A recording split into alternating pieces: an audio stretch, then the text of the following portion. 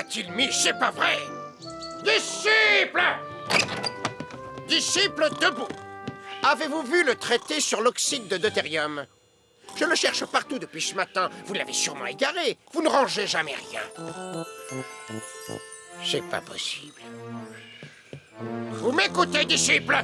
Oh, vous le prenez comme ça, très bien. Moi aussi, je peux faire la sourde oreille.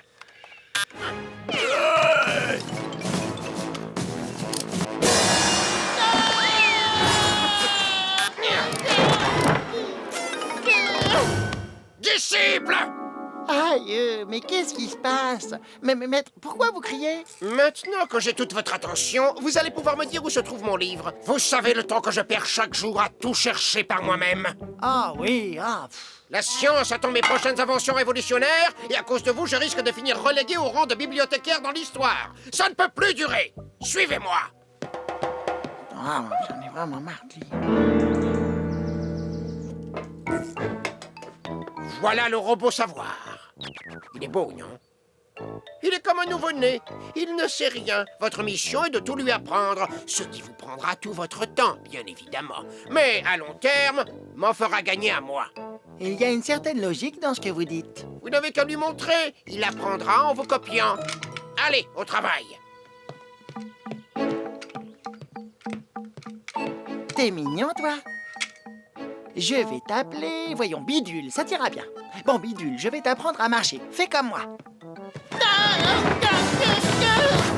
C'est pas vrai.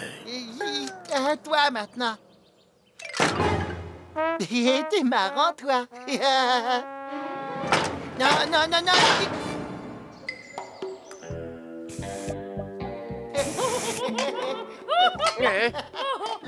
C'est qu'il est drôle. Attendez, vous allez voir. Le meilleur est à venir. Je lui ai appris ça aussi. Vas-y, robot, fais le poirier.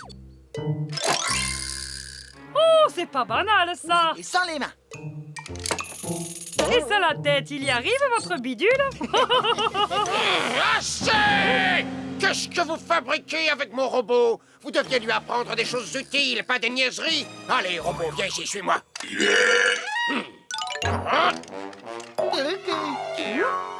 Et vous aussi, disciple. Vous m'avez encore fait perdre mon temps, mais j'ai rattrapé vos âneries. Cette fois, le robot n'a plus besoin de personne pour apprendre. Admirez! Délicieux! Mais il mange les livres. Mais non, voyons, ne soyez pas sots. Aïe! Cessez de faire l'idiot, disciple. Il les mémorise et puis il les recrache, apprenant leur contenu au passage. Désormais, je n'ai plus besoin de vous. Ah bon?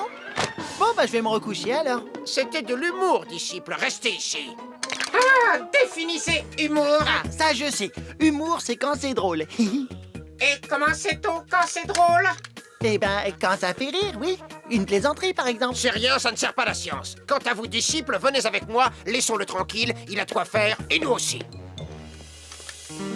Monsieur Léonard, Basile, vous êtes là, le repas est prêt. Ah oui, alors. Non, non, non, nous n'avons pas le temps, disciples. Regardez ce que vient de m'apprendre Encyclopédius. Cyclo quoi? Le nom est de moi, c'est beau, non? Avec cette découverte, mon invention va être finie bien plus vite que prévu. Il faut taper ici précisément pour finir, maître. Aïe, mais il est dingue, ce truc. Disciples, il faut toujours que vous rameniez tout à vous. Prenez exemple sur Encyclopédius. Il a beaucoup à vous apprendre. Nous aurions triplé l'efficacité du module par le calcul théorique des échanges d'énergie d'émission et d'absorption. Je ne lui fais pas dire. Oui, bien sûr, je le savais. Rappelez-moi les grandes lignes, voulez-vous? Enfantin, si nous prenons l'hypothèse que ces échanges sont discontinus et proproportionnels aux fréquences du rayonnement lumineux... Fascinant, continuez. Poussée verticale à l'interjection des deux racines Bon, ben, tubulaires je vais me augmentera le coucher, rendement moi. de 300%. Vous devriez mettre des haricots verts et des croutons. Oui, et plus d'ail aussi. Savez-vous qu'il permet de réduire l'hypertension artérielle, comme certains anti-hypertenseurs chimiques modernes, sans Oui, voir... oui, oh, c'est bon, ça va, ouais. Je sais encore cuisiner, non mais... Oh, je dis ça pour que Maître Léonard se porte au top de sa forme. Ça rendrait votre plat plus digeste aussi. Pas un mot de plus, Mangevisse, et sors de ma cuisine tout de suite. Ça alors m'apprendra moi à faire des pâtes? Non mais quel culot! Un coup de pompe. J'ai ce qu'il faut pour vous remettre d'aplomb. Hein, quoi? Eh bien, une partie d'échecs en 3D, c'est très populaire dans quelques cercles. Mais il est pas bien, ce truc. Laisse-moi dormir, quoi. Je vois, vous préférez l'exercice physique. Je connais des méthodes de massage scandinave qui donnent de très bons résultats. Admirez. Aïe, aïe, aïe, aïe. Bon, je vous laisse. Vous semblez déjà être plus réveillé.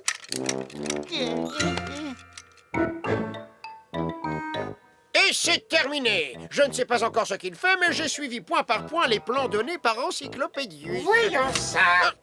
Mais je vous en prie, faites donc. Vous n'avez pas suivi mes instructions. Ici, il faut une vis à tête fraisée et là, un écrou à collerette. J'ai pensé qu'un écrou simple et une vis à tête ronde feraient l'affaire. Vous aviez tort, il faut les changer. Alors ça, prouvez-le. Enfantin, dans le manuel de l'inventeur 6e édition, il est écrit page 675, paragraphe 6, alinéa 2, je cite, « Utilisez des vis à tête fraisée pour les montages non dépassants et des écrous à collerette sur des surfaces polies pour un meilleur serrage. » Alors, Pour créer, il faut souvent improviser. improviser, qu'est-ce que c'est? C'est se poser des questions. Le savoir permet de répondre à toutes les questions. Essayez pour voir. Très bien. Quelle est la température d'ébullition de l'eau? 100 degrés. Comment s'appelle mon disciple? Basile. Maître, qu'est-ce qui se passe? Encyclopédius m'empêche de travailler. Et moi de dormir. Comment on l'arrête? On ne peut pas, ça j'avais pas prévu. Il faut le faire disjoncter. Alors, vous avez une autre question? Qui est-ce qui ramène sa science, qui est métallique et qui me pompe l'air? Bon, ça va, c'est de l'humour, Encyclopédius. Et moi aussi, j'en ai une rigolote. Qu'est-ce qui est vieux et qui râle tout le temps? Maître Léonard.